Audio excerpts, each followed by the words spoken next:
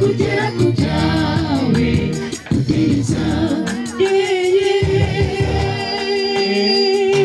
Imyaka 38 irashira guma imbere y'umukiza. Uramenye ntuve ku kidendezi udakize. Ahari Yesu yenda kugera ku byawe ubwiza.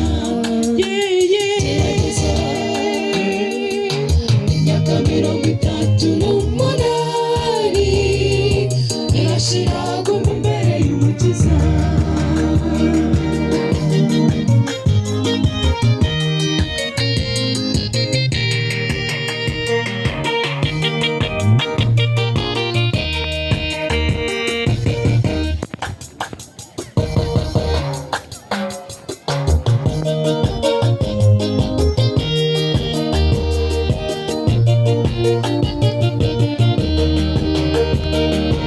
Imyaka 38 yashiriye ku mugabane w'aho ngaho.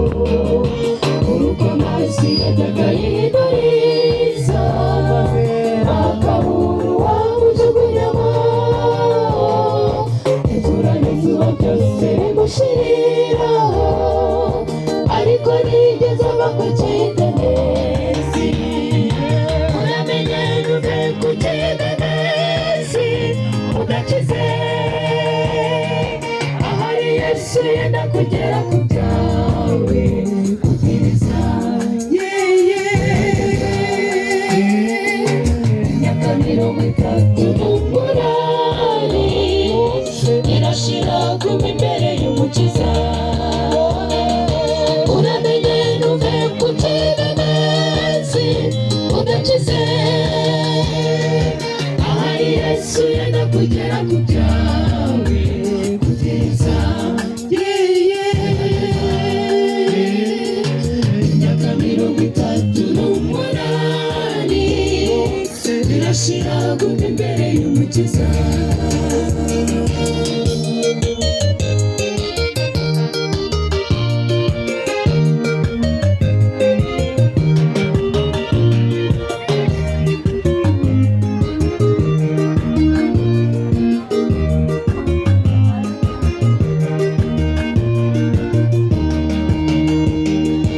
Umukiza Yesu ageze ku kidendezi. Uramenye Yesu abari k'uwo mugabo. Ibyari bimusabye kujya mu mazi, yari kumwe n'uyategeka. Aramubwira ati haguruka ugende, ikorere uburiri bwawe utaha amahoro.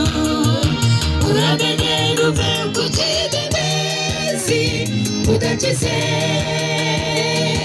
Ahari Yesu yenda kugera ku byawe ubwiza. Imyaka 38 irashira guma imbere y'umukiza. Uramenye ntuve ku kidendezi udakize. Ahari Yesu yenda kugera ku byawe ubwiza. Imyaka 38 irashira guma imbere y'umukiza. Imyaka 38 irashira